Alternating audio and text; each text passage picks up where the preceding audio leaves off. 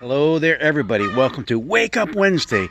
You know what? Woke up to a bit of fog outside this morning, but as the morning has progressed, and it's almost noon right now as I'm videotaping this, incredible outside. It's just beautiful. It's gorgeous. It's warming up. And what a great way to begin the month of May. Happy May 1st. Happy May Day, everybody. But also, what a great way to kind of pull together everything we've talked about in First John. Yeah, that first letter of John the Elder, who wrote it to that Christian community who's struggling in their faith, struggling because so many other belief systems are beginning to impinge on these early Jesus followers. And they're having troubles. They're having troubles not knowing which direction to go. So John is trying to guide them along the right pathway. And we'll be looking at 1 John, the 5th chapter, verses 1 through 6.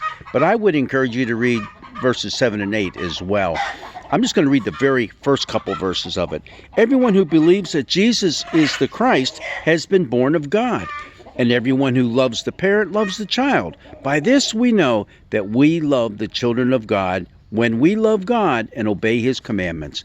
Now that pretty much summarizes almost the entire letter that John has written. And the letter is many feel is more of a sermon than anything else. It's giving encouragement to the people to hang in there, to do their best to truly love God. And when you love God, you love others. It's kind of interesting, but by loving God, you also keep His commandments. Everything that we read in this letter of John, this first letter, you can practically find it in the Gospel of John. And that's why most scholars believe that this was an early Christian community. Didn't quite call themselves Christians yet, but it's an early community of Jesus believers, Jesus followers, who had as their New Testament scripture one thing, the Gospel of John. And we even have that in today's reading. I'm going to now go to the very, very end. This is the one who came by water and blood, Jesus Christ. Not with the water only, but with the water and the blood. And the Spirit is the one that testifies, for the Spirit is the truth.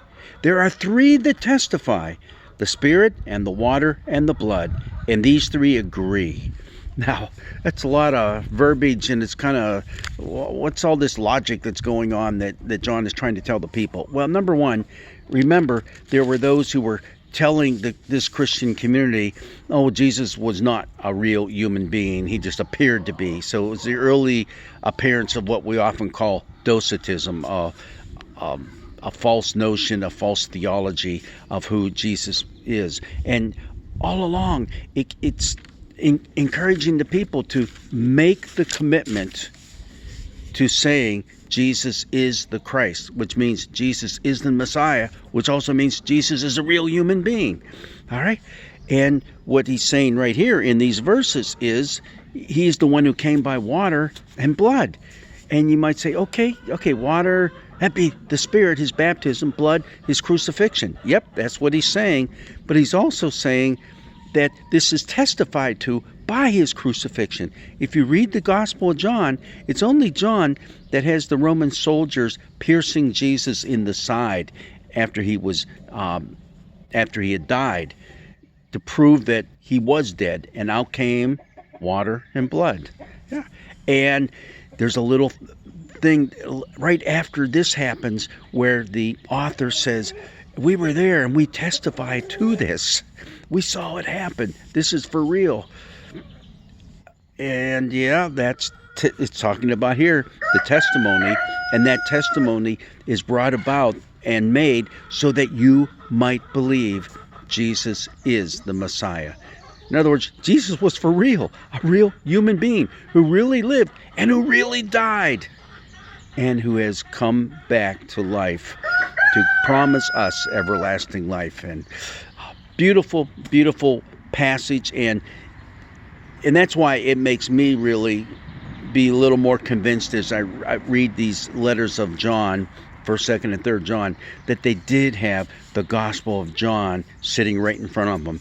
Perhaps not the other Gospels yet, because they're all still coming together, and it won't be another century or so before they really decide, okay, what Gospels, because there were a bunch of them that were written, which Gospels will be included in the canon of Scripture in the New Testament books. Okay, you know what? It's just too nice to keep sitting here and talking to you, so I'm going to say goodbye. I'm also going to say God's blessings be with you as we move now toward the end of the Easter season and also into this beautiful month of May. Blessings be with you.